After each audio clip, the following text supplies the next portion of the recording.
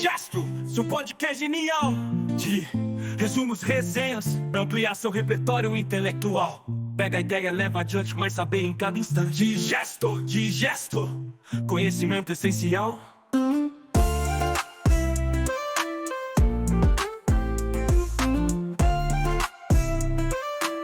Conhecimento essencial de podcast genial de resumos, resenhas. Olá, seja muito bem-vindo e bem-vinda. Hoje a gente vai mergulhar em uma ideia que é, de verdade, poderosa. Uma ideia que pode transformar completamente o jeito que o aprendizado acontece dentro da sala de aula. Para começar, vamos pensar numa pergunta que, com certeza, todo educador já se fez em algum momento. Por que será que, diante de um erro, de um desafio, alguns alunos simplesmente jogam a toalha, enquanto outros, esses outros parecem que ganham mais força e tentam de novo? A resposta para isso é surpreendente e tem tudo a ver com a nossa crença sobre a nossa própria inteligência. Pois é, a psicóloga Carol Dweck descobriu em suas pesquisas que existem basicamente duas maneiras de enxergar as nossas habilidades. E o mais incrível é que essas duas visões criam realidades, criam mundos completamente diferentes para os alunos. De um lado da moeda, a gente tem o que ela chamou de mindset fixo. Essa é aquela crença de que a inteligência é tipo uma carta que a gente recebe no nascimento. Ou você tem ou não tem. Para quem pensa assim, cada tarefa vira um teste, sabe? O objetivo principal não é nem aprender, é parecer inteligente. E isso, claro, gera um medo danado de falhar, o que faz com que a pessoa evite desafios a qualquer custo. E do outro lado, a gente tem um mindset de crescimento. Aqui a ideia é totalmente diferente. A inteligência é vista como um músculo, que fica mais forte conforme a gente usa. Com essa visão, o foco muda radicalmente. Sai de cena o preciso parecer inteligente e entra eu quero aprender e crescer. A base de tudo é que o nosso verdadeiro potencial é uma incógnita. É algo a ser descoberto com esforço e dedicação. E essa diferença, gente, ela é fundamental. Enquanto o mindset está sempre buscando a aprovação e vê o esforço como um sinal de fraqueza, o outro está buscando desenvolvimento e entende que o esforço é justamente o que ativa as nossas habilidades. Tá, mas como é que esses dois mindsets aparecem na prática? Ali no calor do momento, no dia a dia da sala de aula? Bom, a diferença fica cristalina quando a gente olha para a reação das pessoas diante de uma dificuldade. E quando a gente coloca os dois lado a lado, a diferença é, gritante. No mindset fixo, desafios são ameaças. O esforço é visto como sinal de falta de talento. Erros são o fim do mundo, um fracasso definitivo. E um feedback construtivo é levado para o lado pessoal como uma crítica. Agora, vira a chave para o mindset de crescimento. O desafio vira uma oportunidade de ouro para crescer. O esforço é o caminho para a maestria. O erro se torna uma lição. E o feedback é um presente, é informação valiosa para a gente melhorar, é uma mudança de perspectiva total. E aqui entra o nosso papel como educadores.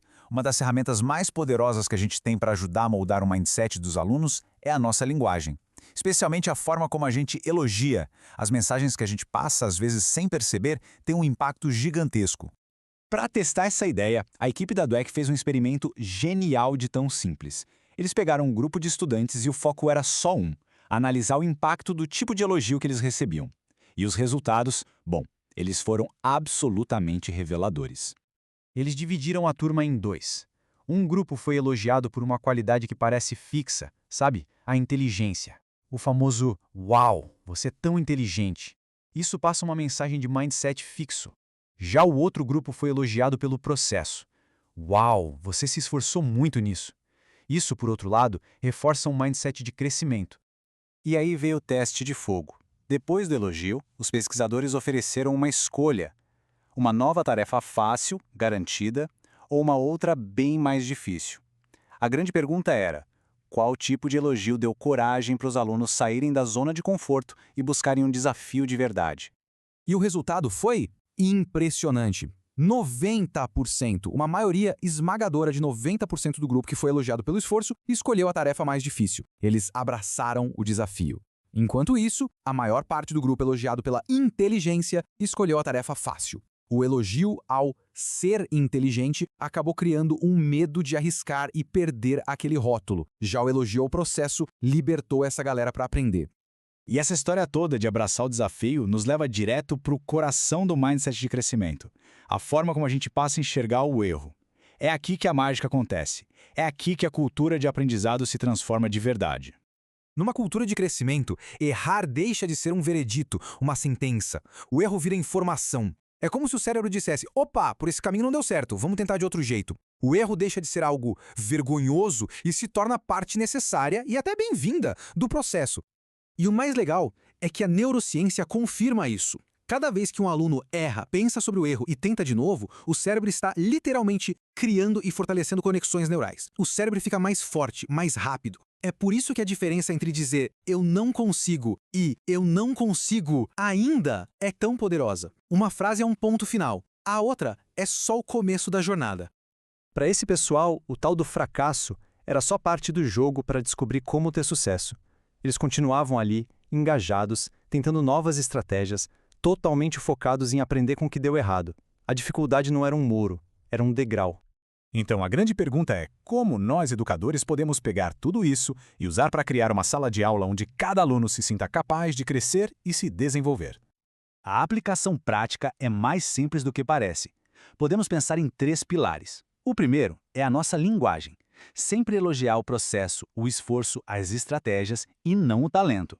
O segundo é transformar o erro em um aliado, discutindo abertamente o que deu errado e o que podemos aprender com isso.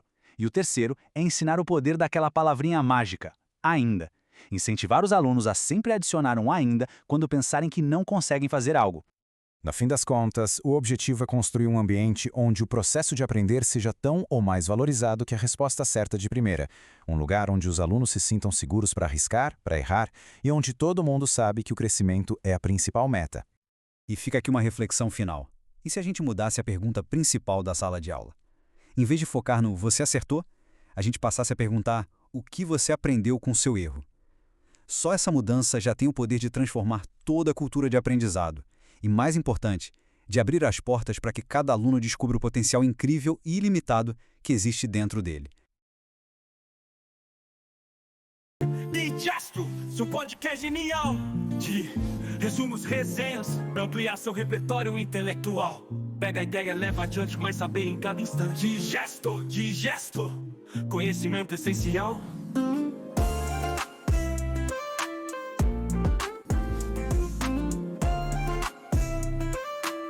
Conhecimento essencial. Seu podcast genial de resumos, resenhas, pra ampliar